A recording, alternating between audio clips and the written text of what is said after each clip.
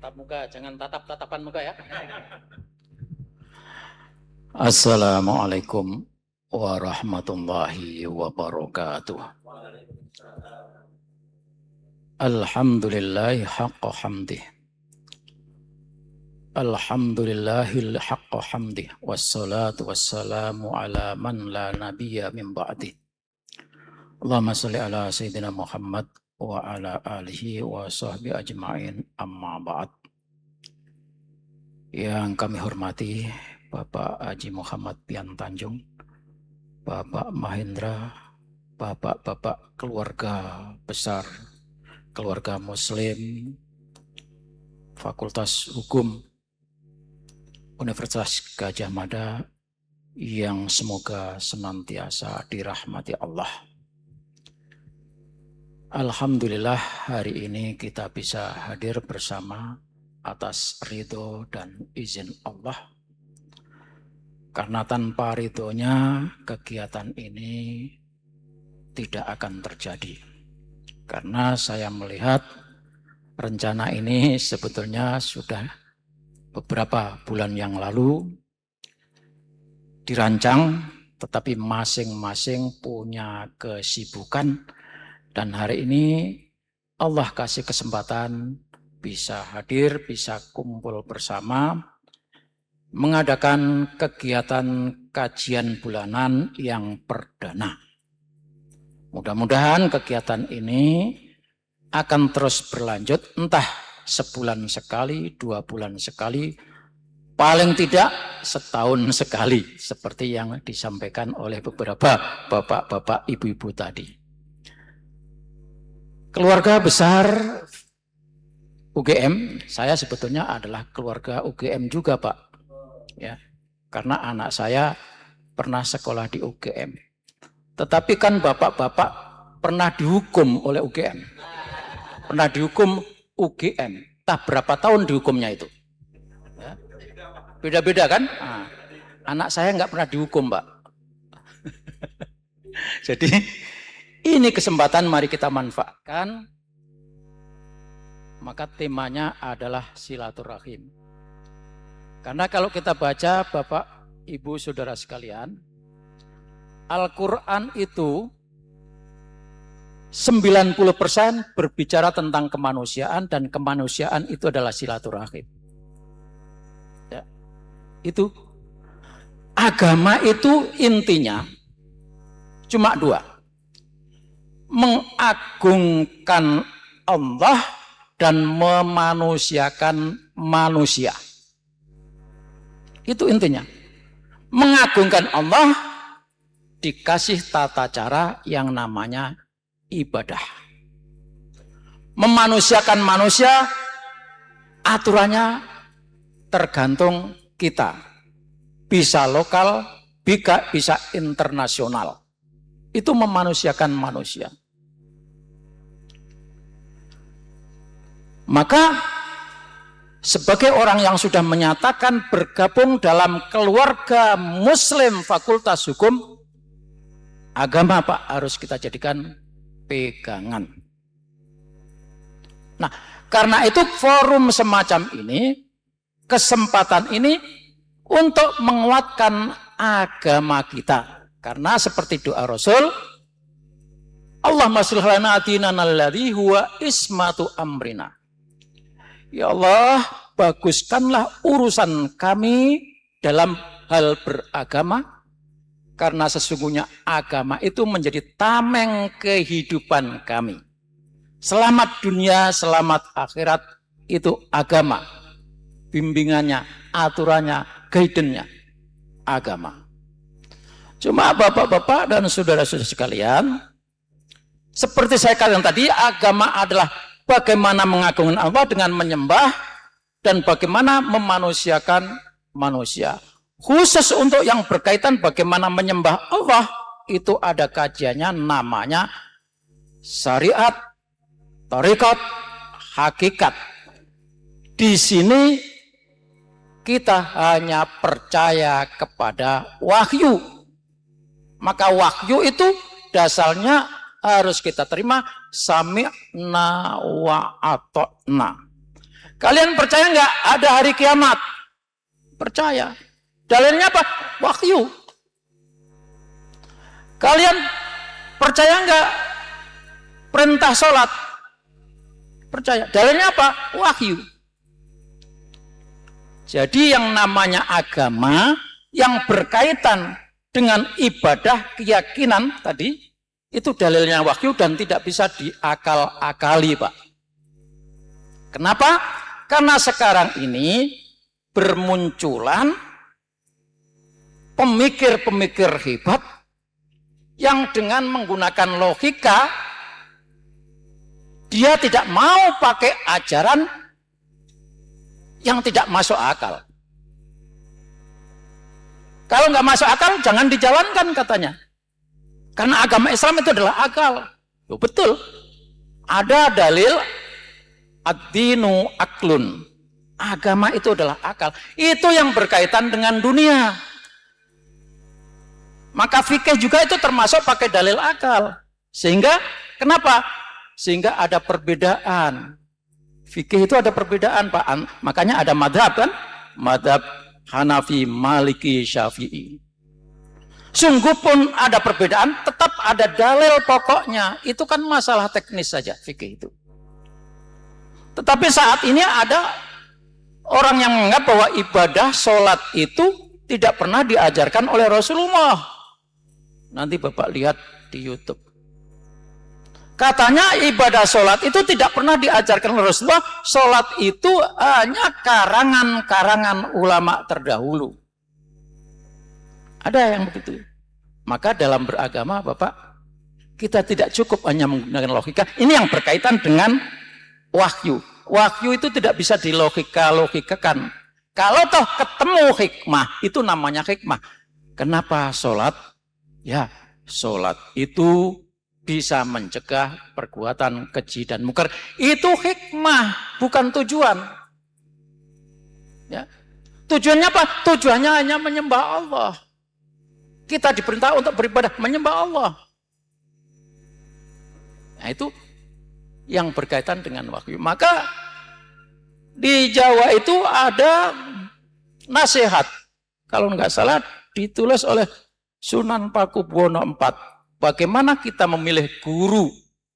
Karena sekarang ini Bapak, semua informasi kita bisa terima, bisa dapat.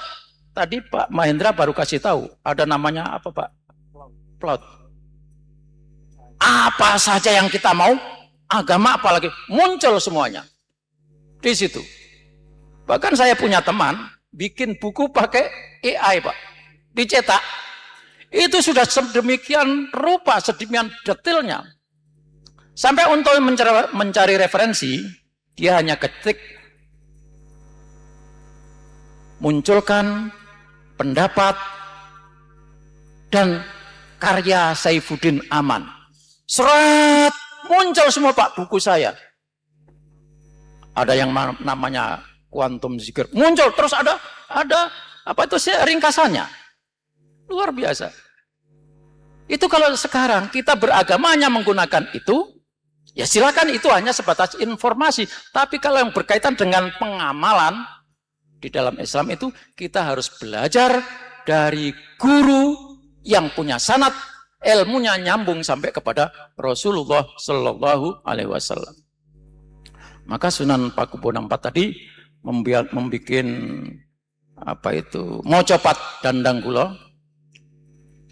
Lamun sira wong Jogja semua loh harus ngerti. Lamun sira amek guru kaki Amelia mangsnungso kang nyoto ingkang becik martabate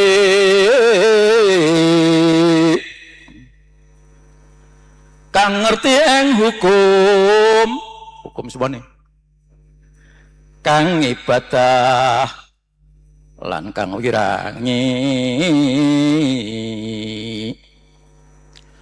syukur lewang kang topo kang usa mungkul tanpa mrih wawing liyan iku wajib guronono kaki lan wajib kawruhana. Lamun siro amek guru kaki, kalau kalian mencari guru, ustadz, kiai,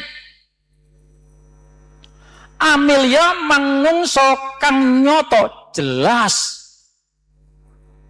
Sekolahnya di mana? Dari UGM, kan begitu. Gurunya siapa? Kiai ini. Sanadnya dari mana? Jelas. Mangso sayang nyoto, jelas jati dirinya. Cari guru itu. Kang ngerti, kang bercek martabati. Ingkang bercek martabat, bermartabat. Orangnya dari kita ketahui, dia memang ahlinya, kan gitu. Kang ibadah lan kang wirangi, banyak ustadz, banyak guru, tapi ibadahnya nggak jelas. Ceritanya pinter. Terus wirangi itu adalah zuhud, Pak. Zuhud itu bukan berarti tidak senang duit, nggak senang mobil, bukan. Nggak senang punya rumah mewah, bukan. Dunia dikuasai, tapi semuanya tidak ditaruh di mata, taruhnya tidak ditaruh di hati, hanya sebagai catatan saja. Bapak ibu duitnya banyak, udah biarin titipin aja ke bank, jangan dipikirin, kan gitu. Itu warai. Maka kata ahli tasawuf, orang zuhud itu bukan berarti cinta dunia. Enggak, dia tetap menggunakan dunia, tapi hatinya tidak gumandul. Tidak selalu terkait dengan apa yang dia punya. Karena orang kalau sudah terkait dengan harta kekayaan itu selalu dipikirkan itu. Itu wirai. Kang ngerti keng hukum, ngerti hukum. Ahli ibadah ngerti hukum. Syukur-syukur kalau mendapatkan guru yang sudah sempurna hidupnya. Seperti pandito, orang yang topo. Topo itu sudah semuanya lengkap. Rumah punya. Jadi kalau ada orang, ya kan, ngaku saya zuhud, tapi nggak punya duit, itu bukan zuhud. Orang zuhud itu adalah orang yang duitnya banyak. Jadi kadang-kadang kita, Bapak, Ibu, Saudara sekalian, di tengah-tengah kita orang-orang yang putus asa karena susah kehidupannya, itu hanya selalu mengandalkan yang penting kan nanti di sana kita masuk surga. Surga ndasmu. Itu. Siapa yang tidak menikmati surga dunia tidak akan pernah menikmati surga akhirat. Maka bapak-bapak harus kaya, harus banyak duit, karena dengan duit kita bisa berbuat. Ada yang bilang, duit nggak penting, Pak. Duit nggak penting, nggak masalah. Duit nggak penting, tapi nggak punya duit, sekarat, kan gitu. Pening, betul. Nggak punya duit, pening. Ajaran Islam itu mengajarkan kita supaya, karena dengan duit itu kita bisa beramal. Ingat Bapak dan Ibu sekalian, yang akan saya sampaikan nanti, bahwa kita masuk surga itu bukan karena ibadah, tapi karena ibadah silaturahim. Itu yang dijamin oleh Allah Subhanahu wa Ta'ala. Silaturahim. Karena dengan silaturahim kita dimuliakan Allah. Kata Nabi, siapa yang dekat dengan saudaranya, dekat dengan masyarakat, dia dekat dengan Allah. Bagaimana kita bisa dekat dengan masyarakat kalau enggak kita silaturahim? Maka kedudukan kita, Pak, di sisi Allah itu adalah tergantung bagaimana kedudukan kita di tengah-tengah masyarakat. Seorang pejabat Di sisi Allah tidak dianggap mulia kalau dia jauh dari masyarakat. Seorang tokoh masyarakat disebut tokoh masyarakat tapi tidak dekat dengan masyarakat hanya karena jabatan itu tidak dianggap oleh Allah dekat dengan Allah. Jadi dekat dengan Allah itu wasilahnya adalah dekat dengan masyarakat, dan dekat dengan masyarakat itu adalah silaturahim. Ibnu Athaillah As-Sakandari dalam kitab Hikamnya berkata begini, Idza aradta an ta'rifa maqamaka indahu fandur fima aqamaka Allahu. Jika kamu ingin mengetahui di mana kedudukanmu di sisi Allah, maka perhatikan di mana keberadaanmu di tengah-tengah masyarakat. Itu. Siapa yang jauh dengan masyarakat, jauh dari Allah. Itu silaturahim. Bapak Ibu hadirin hadirat yang berbahagia. Jadi orang yang jauh memutus silaturahim, malah di sebagian hadis disebutkan tidak ada azab yang disegerakan di dunia ini, dan masih dapat juga di akhirat, kecuali azab al-baghyu wa qati'atur rahim, yaitu perbuatan curang dan memutuskan silaturahim. Memutuskan silaturahim itu kontan diberi balasan oleh Allah di dunia ini. Itu silaturahim. Jadi Bapak-bapak dan saudara sekalian, kita memang harus beribadah kepada Allah Subhanahu wa taala, hablum minallah, dan kita harus hablum minan nas, silaturahim dengan sesama masyarakat. Silaturahim dengan sesama masyarakat tidak boleh pilah-pilah. Mau muslim, non muslim, semuanya. Tapi kalau dalam soal ibadah, tentu kita punya aturan sendiri. Maka agama Islam adalah agama kemanusiaan. Menolong orang tidak boleh pilih-pilih. Bapak lagi lewat di jalan, naik mobil. Ada orang kecelakaan, perlu bantuan. Masa ya kita bertanya, ini agamanya apa Pak? Lalu setelah tahu agamanya apa, kita tinggal. Nggak bisa. Harus itu. Itu kemanusiaan. Jadi kemanusiaan itu luar biasa Pak. Di sisi Allah Subhanahu wa taala. Bantu siapapun mereka yang perlu pertolongan, jangan melihat kemanusiaan. Nabi Ibrahim alaihissalam itulah Khalilullah, seorang nabi yang disebut sebagai Khalil, kekasih Allah. Beliau tidak akan pernah makan sebelum ada yang nemani. Maka ketika makan, cari orang. Nggak kayak kita ke restoran sendirian aja. Makan enak. Habis itu cerita lagi. Wah, luar biasa. Tadi di sana tuh. Nah, kita yang diceritain cuma ngiler doang, Mbak. Ngiler. Sialan, gue nggak diajak. Besok lagi kalau ke sana ajak-ajak saya ya. Dipesenin malah lupa.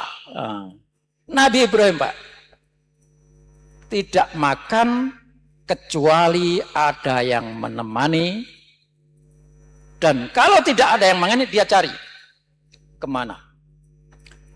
Suatu ketika ada seorang Majusi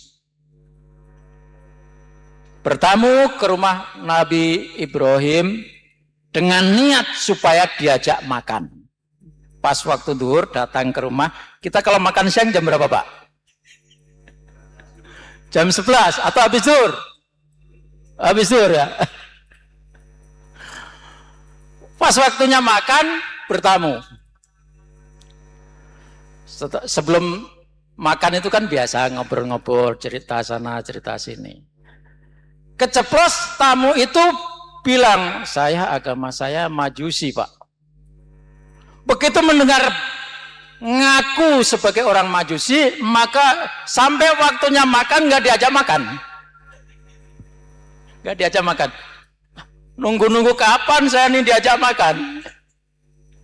Nggak ada tawaran.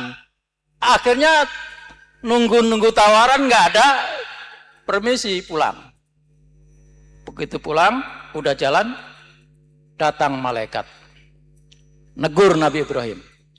Nabi Ibrahim, kenapa itu orang nggak kamu ajak makan? Dia bukan seagama dengan saya, malaikat. Maka disampaikan, Allah Subhanahu wa ta'ala menyuruh saya, Allah murka. Kalau mau bantu orang, kalau mau ngasih orang, jangan rasis, jangan pilih-pilih. Itu sama-sama makhluk Allah. Sama-sama orang yang dimuliakan Allah. Jadi sesungguhnya kita, Pak, walaqad karramna bani Adam, anak keturunan Nabi Adam itu semuanya dimuliakan Allah. Jangan karena beda agama lalu kamu bedakan. Tidak kamu berikan apa yang semestinya kamu berikan. Setelah mendengar teguran itu, maka sesegera mungkin Nabi Ibrahim mengejar sampai di mana orang itu dan diajak kembali makan bersama. Ibu-ibu, bapak-bapak, hadirin hadirat yang berbahagia. Itulah kemanusiaan. Ya. Jadi dalam bersilaturahmi itu adalah kemanusiaan dan banyak sekali anjuran-anjuran silaturahim.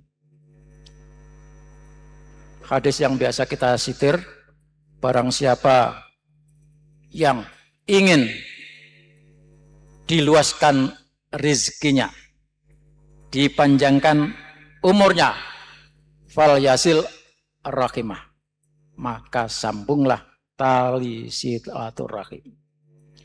Dalam pertemuan ini di samping Bapak, Ibu, Saudara sekalian, kita bertatap wajah, bertemu, mungkin saling cerita, kangen-kangenan bagaimana masa lalu bisa diungkap.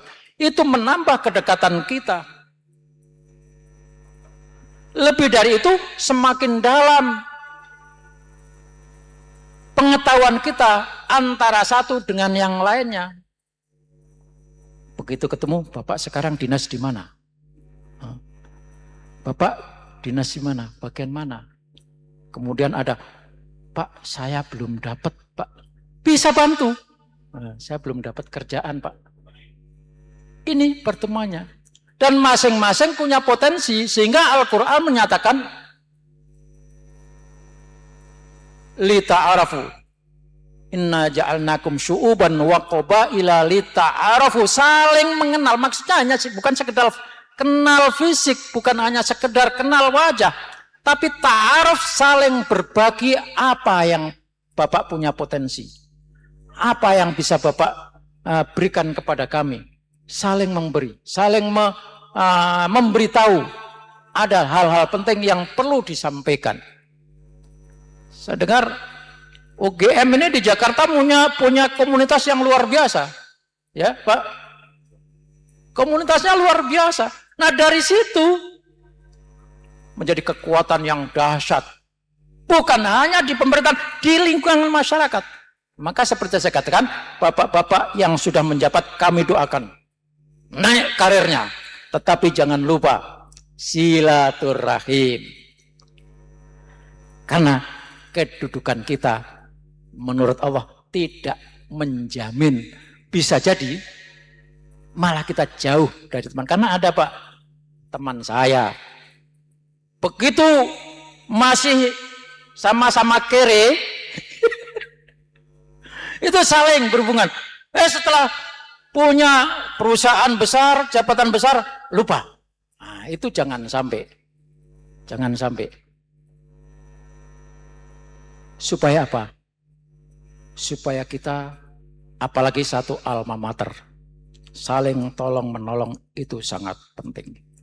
Lita arafu, supaya bisa saling berbagi pengalaman, berbagi ilmu, dan juga berbagi pendapatan, nggak masalah. Berbagi pendapatan. Ya. Yang lemah ditolong, dibantu. Yang kuat didoakan, semoga terus melejit. Nah itu pertemuan kita. Maka kita doa kita, ya Allah ya Tuhan kami, tautkanlah alif kulubana, tautkan hati kami di antara satu dengan yang lainnya. Dan pertemuan seperti ini, pesannya adalah saling ingat mengingatkan. Wal asri innal insana lafi khusrin illal ladzina amanu wa amilus sholihat wa tawasau bil haqqi wa tawasau bis sabr. Saling ingat mengingatkan. Saya salah, tolong diingatkan. Saya tidak bisa, tolong dibantu supaya bisa. Saling ingat mengingatkan.